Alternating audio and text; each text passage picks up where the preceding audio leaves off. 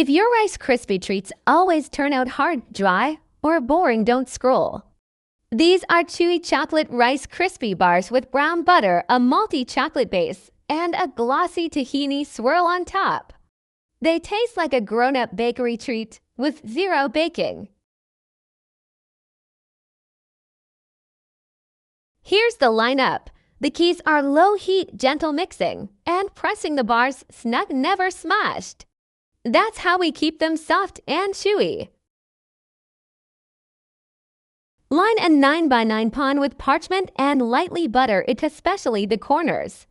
This makes lifting and slicing way easier later.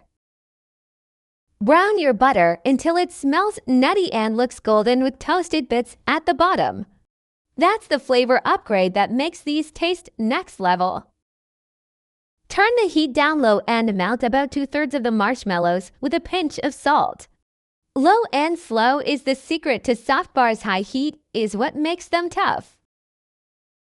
Stir in cocoa, malted milk powder, and a tiny pinch of espresso powder. You won't taste coffee, just deeper chocolate. Pull it off the heat and add vanilla. This keeps the flavor bright and prevents overcooking the sugar. Add the cereal and fold until everything's evenly coated. Be gentle, you want crisp rice, not crushed crumbs. Now fold in the reserved marshmallows off heat. They half melt and create gooey pockets that keep the bars tender. Let it cool for about a minute, then fold in chopped dark chocolate. This gives you little chocolate pockets instead of one flat flavor. Press it into the pan firmly but gently, snug, not smashed. Overpressing is another reason treats turn hard. For the topping, melt dark chocolate and stir in tahini and a little oil.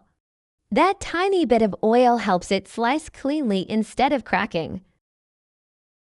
Spread it into a thin glossy layer, do a quick swirl, and finish with flaky salt. This is what makes them taste like a fancy chocolate bar. Let them set at room temp for about an hour, then slice. If your kitchen's warm, chill for 20 minutes but let them sit a few minutes before cutting. For the full recipe and extra tips, check the link in the first pinned comment or visit nobakedessertslab.com.